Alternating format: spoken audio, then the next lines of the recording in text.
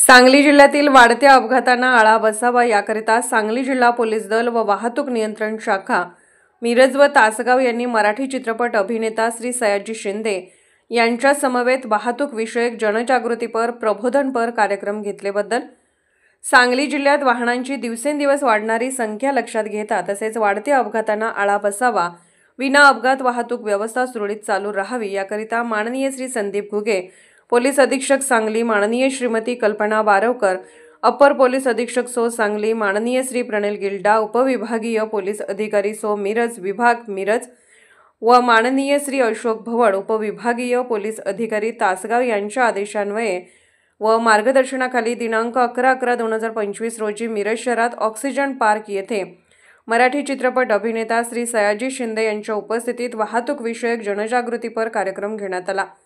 सदर कार्यक्रमाच्या वेळी अभिनेते श्री सयाजी शिंदे यांनी व्हिडिओच्या माध्यमातून वाहन चालवताना वाहतूक नियमांचे पालन करणे ही काळाची गरज असल्याचे सांगितले।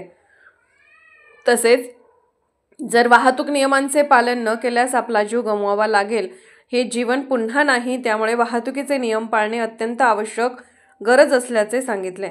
श्री सयाजी शिंदे यांनी चारचाकी वाहन चालवताना सीट बेल्टचा वापर करणे आवश्यक आहे। वाहन चालवताना मोबाईल फोनचा वापर करू नये, त्यामुळे लक्ष विचलित होऊन अपघात होण्याची शक्यता जास्त आहे। दुचाकी वाहन चालवताना हेल्मेटचा वापर करा।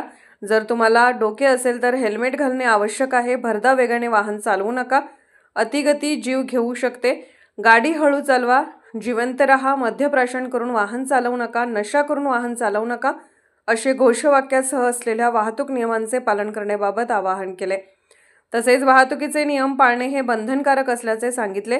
सदर कार्यक्रमासाठी वाहतूक नियंत्रण शाखा मिरजकडील श्री सुनील गिड्डे सहाय्यक पोलीस निरीक्षक व त्यांच्याकडील स्टाफ श्री अकीब काझी, पोलीस उपनिरीक्षक वाहतूक नियंत्रण शाखा तासगाव व त्यांच्याकडील स्टाफ उपस्थित होता।